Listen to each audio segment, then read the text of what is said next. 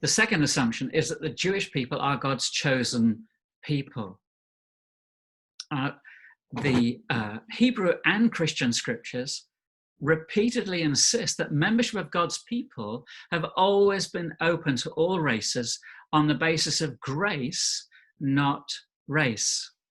So God says, foreigners who bind themselves to the Lord to minister to him, to love the name of the Lord, to be his servants, who hold fast to my covenant, these I will bring to my holy mountain, for my house will be called a house of prayer for all nations.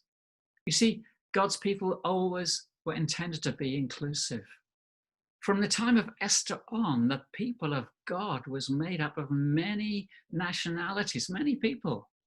In the Old Testament, God's people were inclusive.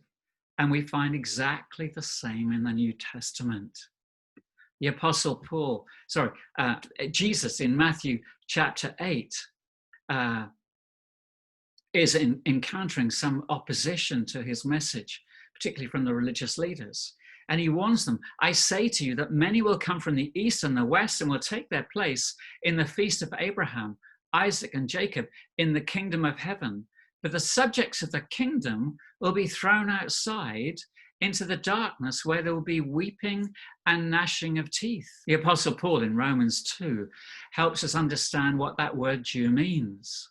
He says a person is not a Jew who is one only outwardly, nor is circumcision merely outward and physical. No, a person is a Jew who is one inwardly, and circumcision is circumcision of the heart by the Spirit, not the written code. Such a person's praise is not from other people, but from God. And he does the same in Romans 9 with the word Israel. He says, quote, it is not as though God's word had failed. For not all who are descended from Israel are Israel. No, because they are his descendants, are they all Abraham's children? On the contrary, it is through Isaac that your offspring will be reckoned. In other words, it is not the natural children who are God's children, but it is the children of the promise who are regarded as Abraham's offspring. The word chosen in the New Testament is only ever used of the followers of Jesus. Not once is it used of the Jewish people. In Colossians 3, Paul says, here there is no Gentile or Jew, circumcised or uncircumcised, barbarian, Scythian, slave or free, but Christ is all and is in all. Therefore, as God's chosen people, holy and dearly loved, clothe yourselves with compassion, kindness, humility, gentleness, and patience.